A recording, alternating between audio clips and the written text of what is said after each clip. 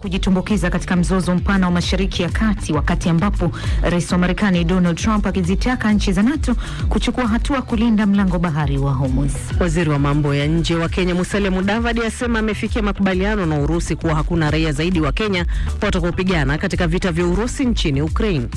Rais wa Jamhuri ya Demokrasia ya Kongo aunda mahakama ya kushughulikia makosa ya kiuchumi na kifedha. Alete kwanza usalama kwa kote yetu ya Nord Kivu.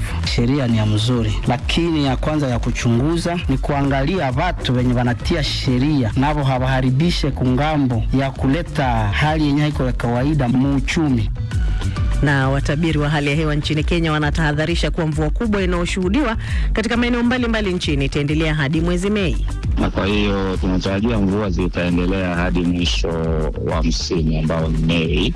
Japo kuna sehemu fulani za nchi ambazo huenda ikapitiliza hadi mwezi wa 6 mwanzo.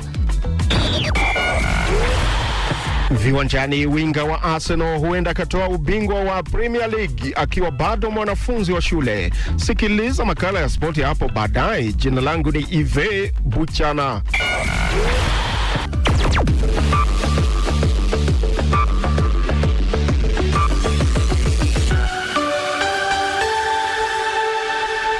Lakini kwanza ni taarifa za habari, nami Isabella Mwagodi. Ujerumani na Uingereza zinasema hazina mpango wa kuingilia vita dhidi ya Iran. Ujerumani ilisisitiza kuwa mzozo huo hauhusiani na NATO na haitapeleka zana za kijeshi kusaidia kukabiliana na kizuizi cha Iran katika lango la Hormuz ambalo ni la kimkakati. Waziri Mkuu wa Uingereza Keir Starmer alisema hataki kuvutwa ndani ya mzozo wa Mashariki ya Kati, lakini alisema London inashirikiana na washirika wake katika mpango wa kulinda njia hiyo muhimu ya bahari ambao hubeba sehemu kubwa ya mafuta na gesi duniani. Mapema Rais Trump alisema itakuwa gharama kubwa kwa NATO ikiwa washirika wake hawatahusika. Sisi Marekani husimama na NATO, lakini wao hawatusaidii na Ukraine. Kuna dhana kati yetu kwamba haituathiri sisi, lakini tumewasaidia. Itakuwa jambo la kufurahisha kuona ni nchi gani haitatusaidia katika juhudi ndogo sana ambayo ni kulinda tu mlango wa bahari. Waziri wa ulinzi wa Israel amesema kuwa Lebanon waliohama makazi yao kutokana na mashambulizi dhidi ya Hezbollah hawataruhusiwa kurejea nyumbani kwao hadi kaskazini mwa Israel itakapokuwa salama. Israel Katz alisema onyo lake lilielekezwa kwa wakazi waliokimbia kusini mwa Lebanon. Jeshi la Israel kwa sasa linatekeleza operesheni za ardhini dhidi ya kundi hilo linaloungwa mkono na Iran. Lebanon iliingizwa katika vita hivi wiki mbili zilizopita wakati Hezbollah iliposhambulia Israel wakilipiza kisasi mauaji ya kiongozi mkuu wa Iran.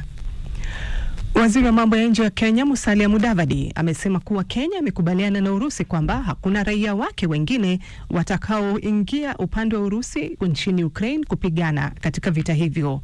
Tangazo hilo lilitolewa mjini Moscow baada ya mazungumzo na waziri wa mambo ya nje wa Urusi Sergei Lavrov, ambaye alisisitiza kuwa Wakenya walikuwa wamesaini mikataba ya kijeshi kwa hiari yao wenyewe.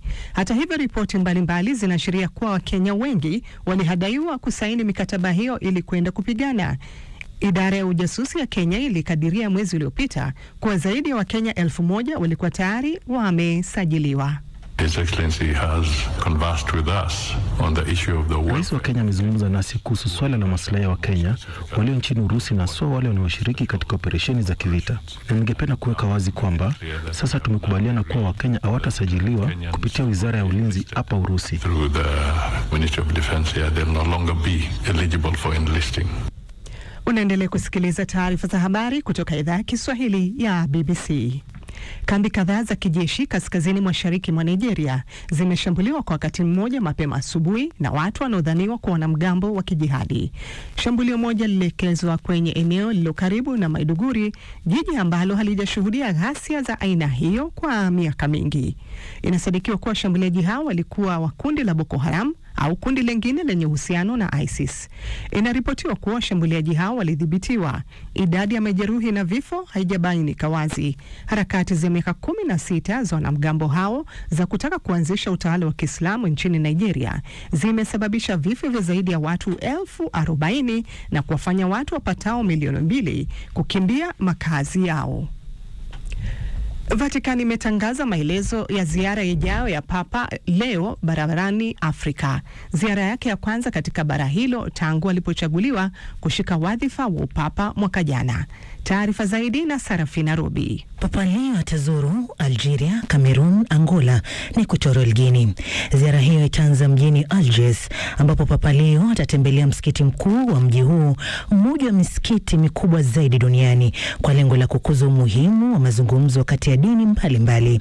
Ziara yake katika nchi hiyo yenye idadi kubwa ya Waislamu itafanyika siku chache tu baada ya maadhimisho ya miaka 30 tangu kuuawa kwa watawa 7 wa Kikatoliki waliotekwa nyara wakati wa vita vya wenyewe kwa wenyewe nchini Algeria. Nchini Cameroon, Papa atasafiri chini ya ulinzi mkali kuelekea mji wa Baminda, kitovu cha mgogoro wa muda mrefu wa silaha kati ya serikali na makundi yanayotaka kujitenga. Na kuna ripoti kwamba kikosi cha Sudan cha Rapid Support Forces kimeanzisha mashambulizi katika miji miwili kwenye eneo la Kordofan. RSF imetangaza kuwa imetoa tena mji wa Bara katika jimbo la Kordofan Kaskazini ambao ulikuwa umechukuliwa na jeshi mapema mwezi huu. Katika jimbo la Kordofan Kusini, jeshi la serikali limesema kuwa limezuia shambulio la RSF na washirika wake dhidi ya mji wa Diling. Miji hiyo miwili ni muhimu kimkakati kwa RSF ambayo inajaribu kuzingira mji wa El Obeid, mji mkuu wa jimbo la Kordofan Kaskazini unaopatikana katikati mwa miji hiyo miwili. Hii ni BBC.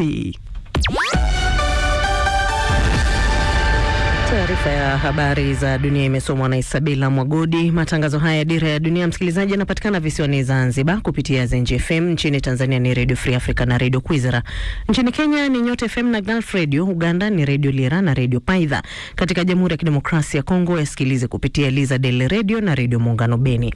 Aidha yanapatikana kupitia FM, tovuti yetu bbcnewsswahili.com na kwenye ukurasa wetu wa Facebook BBC News.